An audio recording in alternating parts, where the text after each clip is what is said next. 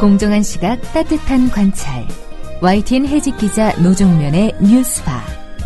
이제는 초대석으로 함께합니다.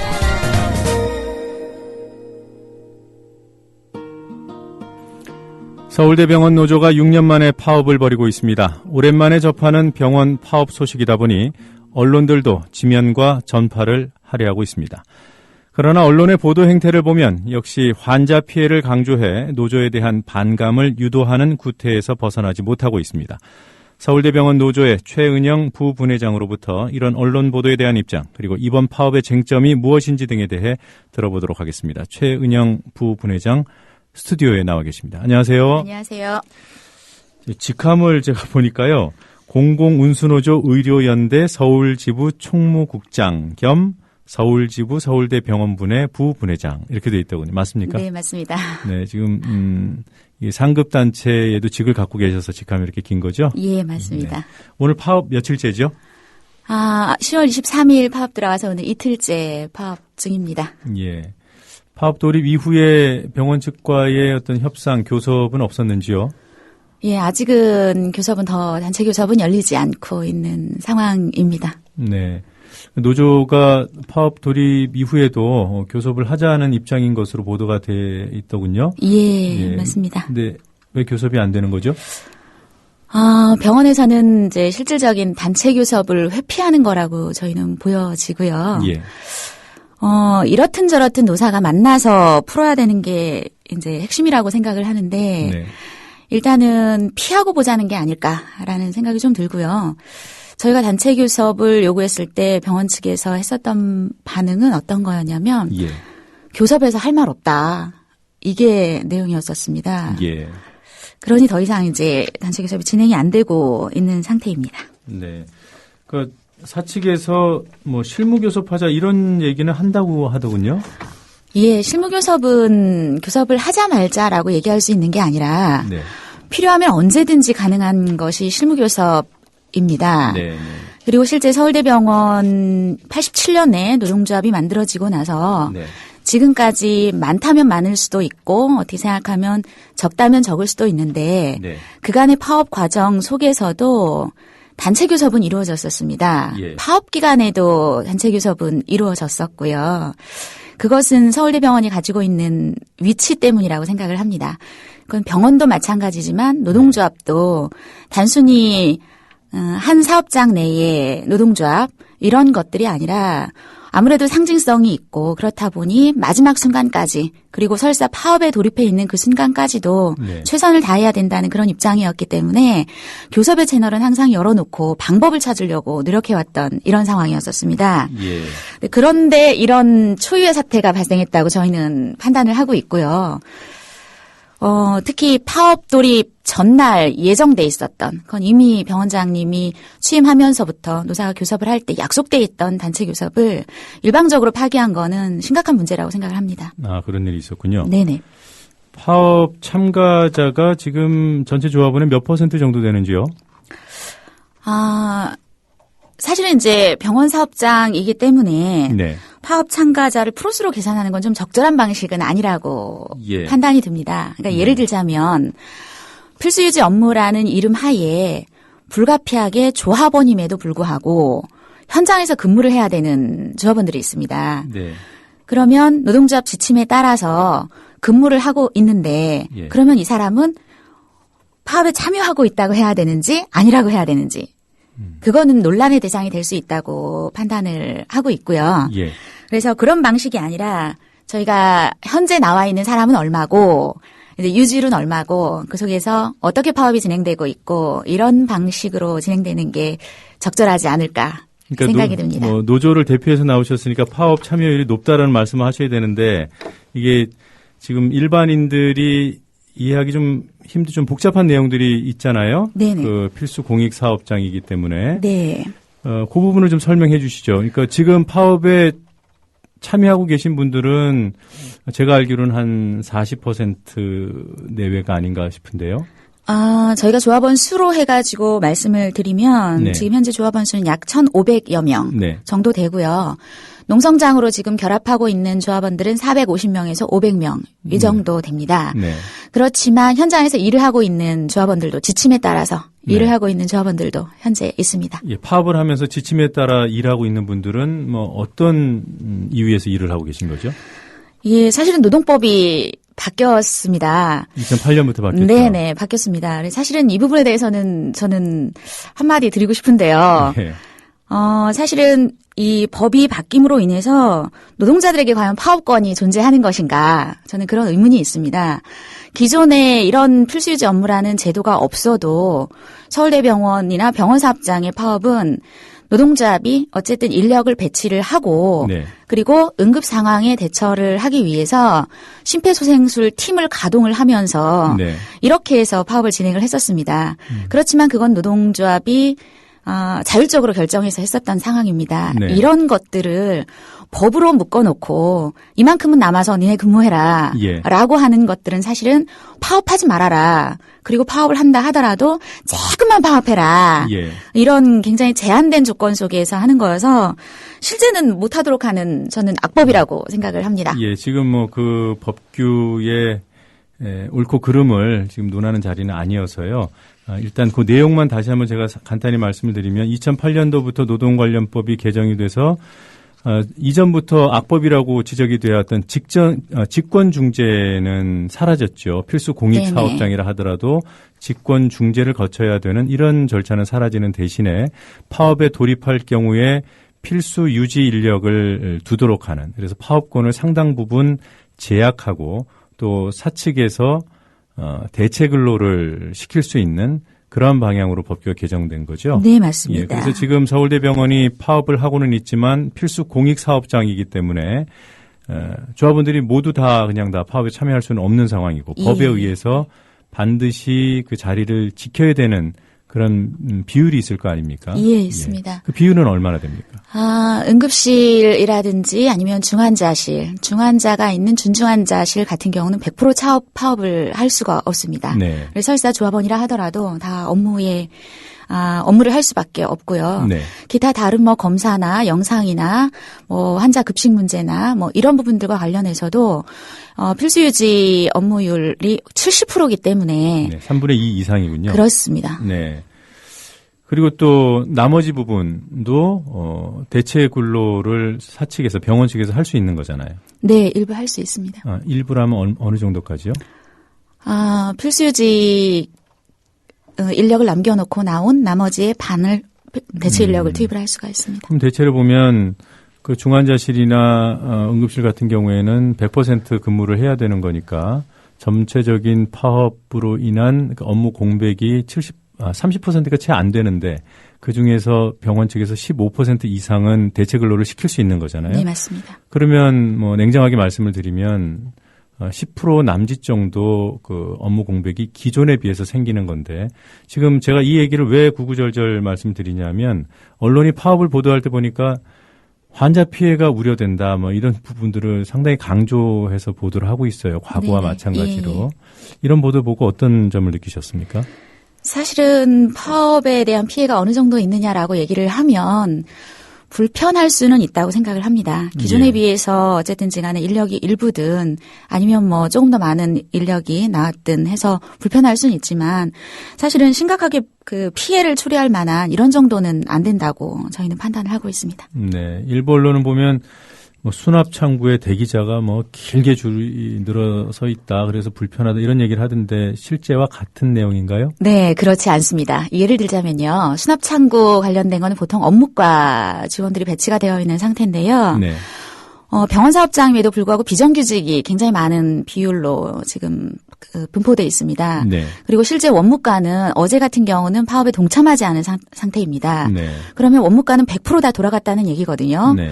그러면 수납창구가 지연이 될 이유가 없지요. 그러니까 과거에도 있을 만큼 혼잡한 정도, 만약 혼잡했다면 그렇겠네요. 네, 농성장이 어쨌든 1층에 꾸려져서 네. 공간이나 이런 문제로 인해서 뭐 불편을 초래할 수는 있었겠지만 네. 실제 파업할 수 있는 인력이 나와서 그로 인한 불편은 아니거든요. 네, 그 부분에 대해서 노조 쪽에 취재해 왔던 언론이 있었습니까? 거의 이제 보면서 일방적으로 내는 보도들이 많은 것 같습니다. 네. 제가 볼 때는요, 2008년도에 법이 개정이 돼가지고, 이 상당수의 노동자들이 파업에 참여할 수 없는 상황 자체를 모르는 것 같아요.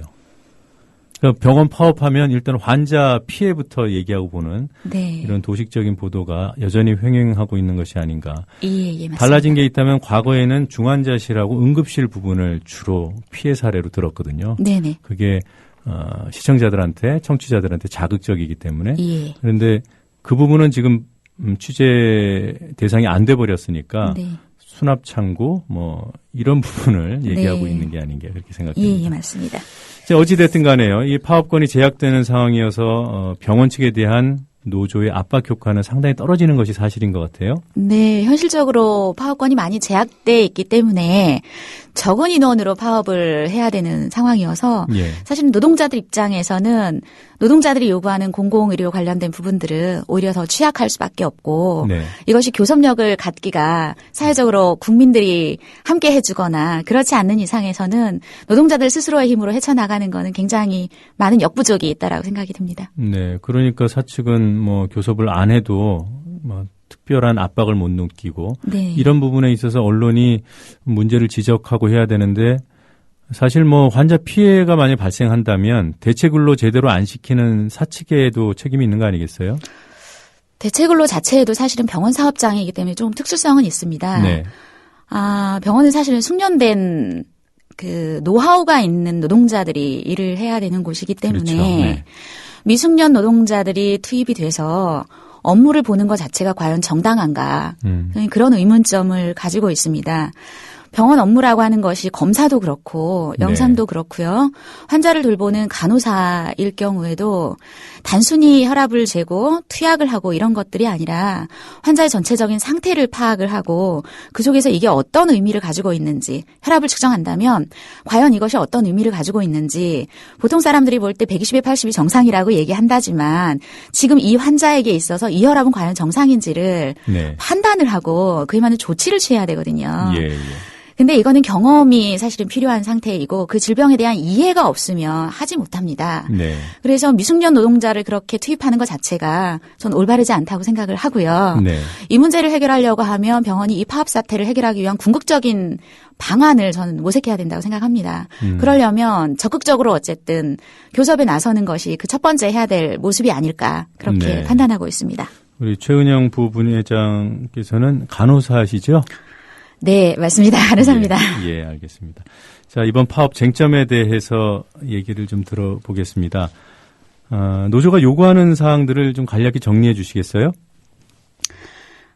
서울대병원 노동조합은 국가중앙병원입니다. 네. 그리고 이제 우리나라 공공의료기관이 지금 갈수록 줄어들고 있는 상태고요. 금년 초에 이제 진주의료원 폐쇄와 관련해서도 그 역할이 사실은 굉장히 중요합니다. 예. 국립대병원의 맏형 역할을 사실은 해야 된다고 생각을 하고요. 우리나라의 의료를 어떻게 책임지고 대처해 나갈 건지 이런 고민들을 해야 되는 게 맞다고 생각하는데 지금은 그런 역할들을 방기하고 있는 거 아닌가. 이런 책임의식이 굉장히 많이 있고요. 돈벌이 병원의 중심으로 전환됐다고 저희는 생각을 합니다. 그래서 그런 부분들을 원상회복시키는 게 저희의 가장 큰 요구 중에 하나인데요. 네. 그거를 저희는 예를 들어서 이제 공공의료라는 표현을 쓰고 있습니다. 좀 더 구체적으로 요구 항목들을 말씀해 주시겠습니까? 예, 지금 현재 선택진료비는 사회 문제화 되어 있습니다. 네, 네. 건강보험이 적용되지 않고 100% 본인 부담을 할 수밖에 없는 이 선택진료비를 폐지를 궁극적으로 해야 된다고 생각은 하는데요. 예. 문제는 이 선택진료비를 기반으로 해서 의사들에게 성과급제가 지금 도입이 되어 있습니다. 예. 그래서 이제 말하자면 그런 것이죠. 병원에서는 인술이 행해지고 그것도 안 되면 최소한 의술이 행해져야 되는데요. 상술이 행해지도록 만드는 제도가 의사성과급제라고 생각을 합니다. 그러니까 환자를 얼마나 많이 보느냐, 수술을 얼마나 많이 하느냐, 초진 환자 수를 얼마나 땡겨서 환자를 유인을 하느냐, 나쁘게 표현을 하면 예. 이런 것들에 따라서 의사의 성과급을 지급을 하기 때문에 결국은 원하든 원치 않든지 간에 병원에서 일하는 사람들을 돈의 노예로 만드는 이런 제도가 의사성과급제라고 생각을 하고요. 그렇게 하다 보면 결국은 과잉진료, 무분별한 진료가 난무할 거라고 저희는 생각을 합니다. 그것이 과연 올바른 것인가? 네, 뭐 그런 사례가 있다고 말씀드릴 수는 없습니다만 이런 경쟁의 의사들이 놓여지면 안 해도 되는 수술을 하자고 할 수도 있다. 뭐 극단적으로 보자면 그럴 수도 가능성은 열려 있다는 거 아니겠어요? 네, 있다고 생각합니다. 네, 그리고 그 바탕은 그 선택 의료제라는 것이죠. 선택 진료제. 선택 진료제라는 것이죠. 예. 네. 이른바 그 의료 서비스, 의료 소비자들의 선택에 네. 선택을 어떤 경쟁의 잣대로 두고 네네. 의사들의 경쟁을 부추기는. 예. 뭐 의사들만의 문제는 아닐 텐데요. 네, 맞습니다. 병원이라는 곳은 사실은 이게 쳇바퀴 돌아가듯이 전체의 업무가 맞물려 있습니다. 네. 그래서 만약에 그 환자 수가 지나치게 늘어나거나 검사 건수가 많아지거나 예. 수술 건수가 무리하게 늘어나거나 이렇게 했을 때에는 결국은 모든 업무에 영향을 미칠 수밖에 없습니다. 네. 왜냐하면 모든 노동자들이 사실은 이 시스템 안에서 갇혀서 헤어나오지 못하는 그런 구조가 되기 때문에 예. 장시간 노동, 그리고 과도한 노동, 그리고 휴일도 없는 노동, 이런 노동들이 계속 반복되고 있는 상황이 될 것입니다. 그렇게 되면은 진료 시간은 좀 부족해지는 것이고요. 네. 그래서 나타나는 문제가 저희가 요구했던 적정 진료 시간 확보가 사실은 또 하나의 중요한 요구 중에 하나입니다. 네.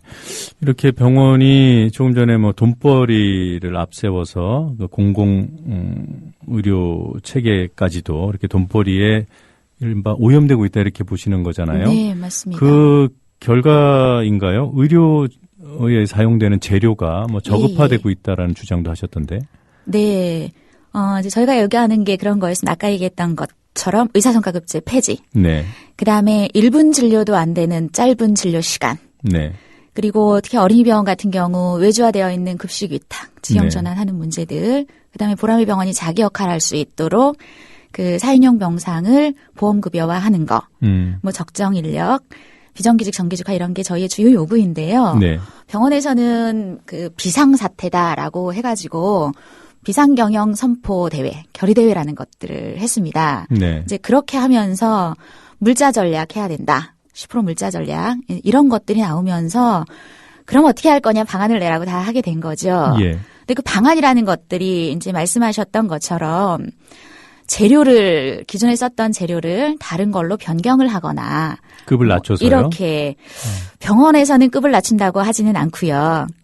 단지 조금 변경시켰다. 그리고 예산은 줄어듭니까? 그렇게 하면 가격은 줄어듭니다.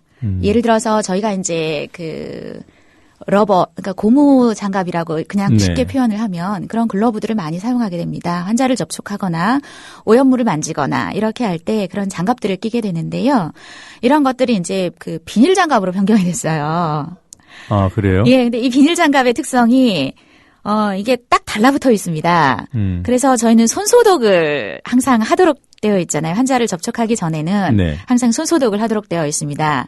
그래서 뭐 나쁘게 표현하면 하루에 한 200번 이상을 손을 씻어서 제 손도 이제 이게 과연 여성의 손인가라고 할 정도로 거칠고 사실은 모양새도 볼품없고 이렇게 남성의 되는데요. 손도 부드러울 수 있습니다.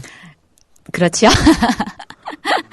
그런데 이제 이런 손소독을 하고 장갑을 끼게 되면 장갑이 끼워지지가 않습니다. 네. 그러거나 찢어지는 일들이 수시로 발생하고 있어요. 수술 장비 같은 경우에도 좀 예산 절감의 대상이 되고 있는 건가요? 거기까지는 아직 저희가 파악되진 않고 있고요. 네. 보통 이제 물자 절약이라는 방식으로 환자에게 쓰여진 이런 물품들이 많이 변경되고 있습니다. 근데 심각하다고 생각하는 것 중에 하나는 뭐 장갑은 뭐 오히려 그렇다고 치는데요. 기관절개관을 가지고 있는 환자들, 말하자면 네. 인공호흡기를 하기 위해서 기관절개관을 유지하고 있거나 이런 환자들은 객담이나 이런 것들이 분비물이 고여 있기 때문에 네. 이제 수시로 빼줘야 됩니다. 그렇죠. 근데 그때 사용되는 도구들이 저희는 넬라톤 팁이라고 하는 뽑는 도구가 있습니다. 예. 근데 이제 그전에는 그렇게 불량이라고 얘기할 정도의 물품이 들어오진 않았는데요. 네. 이번에 이제 재질이 바뀌면서 들어왔던 거는 이게 흡인을 하려면 구멍이 하나 뚫려 있어야지 흡인이 가능하거든요. 네. 근데 이 구멍이 뚫려 있는데 뚫린 그 남아있는 찌꺼기가 그대로 붙어 있는 경우들이 있었습니다. 그 얘기는 잘못하면 환자의 객담을 뽑기 위해서 튜브를 넣었는데 그 튜브가 오히려 밖으로 배출되는 것이 아니라 잘못하면 안으로 투입할 수 있는 그런 우려의 가능성들을 저희는 굉장히 위험하다고 판단하고 있는 것입니다. 예. 자, 이 방송 듣는 언론인들이 혹시 계시다면 이런 문제들 좀 취재를 해주시기 바랍니다. 이 파업이 뭐 환자 피해를 가져오고 있다 이런 부분에 집중하는 선의가 만약에 있다면 이런 뭐 돈벌이를 앞세운 병양 경영이 가져오는 여러 가지 폐해들도 확인을 좀 해주시기 바라겠습니다. 근데 이런 파업의 명분을 들으면 많은 분들이 공감을 하다가도요. 네. 결국 노조는 임금을 따내려고 이런 것을 수단으로 쓰는 게 아니냐, 뭐 이런 지적들을 합니다. 네. 임금 부분에 대한 노사의 네. 입장 차이는 어느 정도로 벌어져 있습니까? 임금과 관련된 부분은 노동조합의 요구는 20만 9천 원입니다. 네. 노동조합은 프로스로 요구를 하지 않았습니다. 근데 이거는 어떤 의미를 가지고 있냐면 병원 사업장 내에서도 직종이 다양하기 때문에 임금의 격차가 발생을 합니다. 예. 그래서 저희가 프로스로 임금 인상 요구를 할 경우에는 네. 고임금 노동자들은 더 받을 수밖에 네. 없고 저임금 노동자들은 똑같은 프로스라 하더라도 임금 인상폭이 적을 수밖에 없습니다. 네. 그래서 저희는 오히려 임금이 낮은 저임금 노동자들의 임금을 끌어올려야 된다라고 하는 그런 취지를 가지고 있어서 정액으로 20만 9천 원을 요구를 하고 있는 상태고요. 네. 병원에서는 지금 교섭을 한 지 6월부터 지금 5개월이 사실은 된 상태인데요. 네. 초지일관 임금 동결을 주장을 하고 있는 상태입니다. 뭐 경영이 악화됐으니까 임금은 못 올려준다 이런 얘기를 할 수 있는 거 아닙니까? 경영 악화에 대한 부분도 사실은 이제 노동조합이 이제 분석이나 이런 것들을 하긴 했었습니다. 네. 근데 노동조합의 고유 역할이 사실은 사회적인 이슈를 함께 하고 국민들과 이런 투쟁을 하는 게 본연의 역할이라고 생각하는데 네. 어느샌가부터 비상경영 뭐 이런 것들을 얘기하면서 노동조합도 회계 분석이라는 거를 예. 원치 않지만 어쩔 수 없이 하게 되더라고요. 예. 이제 그러면서 저희도 분석을 했는데 사실은 병원이 얘기하는 것처럼 병원이 적자가 아니라는 겁니다. 네. 그리고 이거는 회계상의 문제인 거고요. 그리고 설사 모든 걸 다 인정을 해서 적자다라고 한다고 하면 과연 이렇게 방만한 경영이 가능할 것인가. 네. 예를 들자면 2011년에 저희가 안병원이 개원이 됐습니다. 한 740억 정도 들어간 돈이고요. 네. 그다음에 지금 앞으로도 더 진행 중인 건물들이 첨단 외래센터나 네. 그리고 심장, 뇌혈관 센터 그리고 메디칼 센터라고 해서 문경연수원이라든지 이런 것들만 보더라도 거의 뭐 3천억 이상이 들어가는 돈들이 투입되는 그런 공사거든요. 네. 근데 만약에 정말 어렵다라고 하면 이런 공사를 중단해야 되는 거지 오히려 더 확장시키고 있거든요. 과연 이게 비상경영이라고 얘기할 수 있는지 저희는 동의하기 어렵고요. 뭐 회계상의 문제도 사실은 인정할 수 없고요. 예, 과거에 서울대병원이 좀 실적이 좋았을 때는 임금을 많이 올려줬던가요? 그렇지 않습니다. 왜냐하면 서울대병원은 기타 공공기관이라는 이름으로 네. 분류가 되어 있기 때문에 정부 지침에 많이 따랐습니다. 그래서 실제 2009년, 2010년 같은 경우는 흑자임에도 불구하고 임금 동결 상황이 유지가 된 상태였었죠. 그랬군요. 네. 그럼에도 불구하고 금년에도 정부 지침이 있습니다. 그렇지만 이번에는 어떻게 된 게 정부 지침을 따르겠다는 말씀을 전혀 하시지 않고요. 정부 지침은 뭐죠? 2.8% 플러스 알파입니다. 올려주라는 정부 지침에도 불구하고 서울대병원은 지금 동결하겠다. 네. 임금 동결을 계속 주장하고 있습니다. 아니 그동안 돈을 좀 벌어보겠다고 공공의료기관임에도 불구하고 성과를 내는 쪽으로 뭐 비정규직도 채용하고 뭐 이랬다는 말씀을 하셨잖아요. 네. 그런데도 경영 상태가 안 좋다니까 그러면 경영 능력이 없는 거 아닌가라는 생각도 듭니다. 자, 여하튼 간에 그 임금 얘기를 이어가 보면요.